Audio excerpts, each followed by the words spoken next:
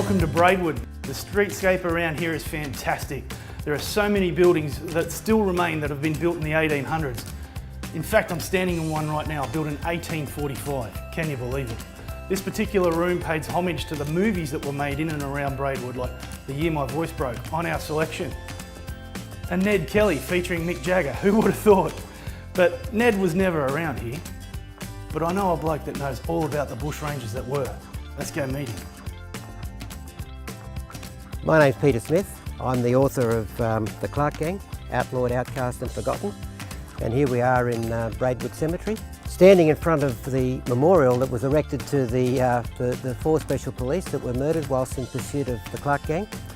The Clark brothers are probably the worst and most troublesome bushrangers of all time.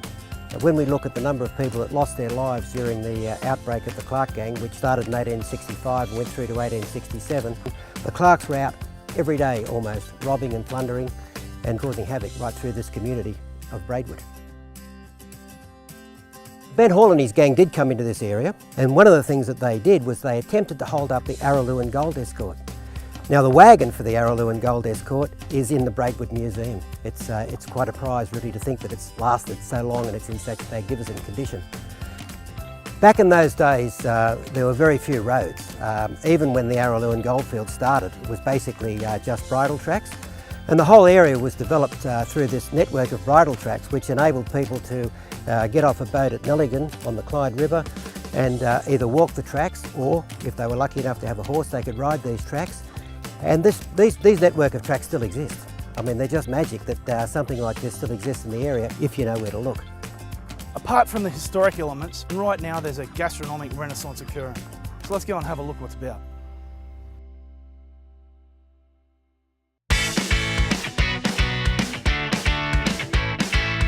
This is Dojo Bread, situated in this old 1830s building. And the building and other buildings on this block are alleged to have been built here before the road was actually gazetted. That's how old it is. The rest of the town started perhaps more from the 1840s, but this really is one of a few buildings that lays claim to being the oldest, or amongst the oldest in town. Now Matthew, who started Dojo Bread, is a very keen martial arts enthusiast, instructor. He's very passionate about it. A dojo is a school or a hall of the way, in the sense of the way of doing something. Dojo Bread was really the only name he could give it. And interestingly, actually, every baker who has worked here and to date still works here has never been a baker before. And so we've had to teach them ourselves. So we are a school as well for the bakers who work here.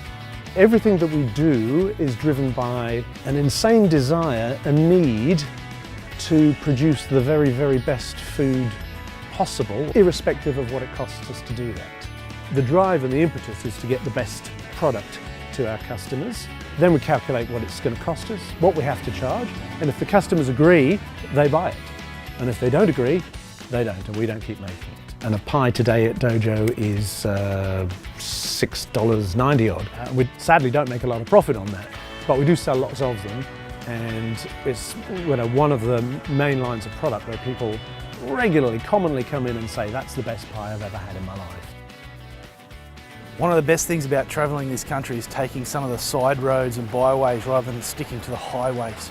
That way you get to find and explore some of the local areas and the produce that they create. Sully's Cidery near Braidwood in New South Wales is one such example. Sully's create some fantastic produce from jams and preserves, as well as non-alcoholic and alcoholic beverages. This is our Kingston Black Cider. This is a single variety apple from Somerset in England. It's a very well-known cider. It's very bitey, very tannic, quite dry. So it's fermented in the bottle, but the yeast isn't removed. So you see a layer of yeast at the bottom there. It's a really bitey, meaty cider, good with cheese and pork pies and that type of stuff. Why this region for growing apples and orchards? The pastoralists first started came from cider areas in Britain, so we found remnant trees from those days, and we've been grafting off those, and we've been finding lots of different varieties. We've got lots of varieties that aren't supposed to be in Australia, even a few that are now extinct in Europe.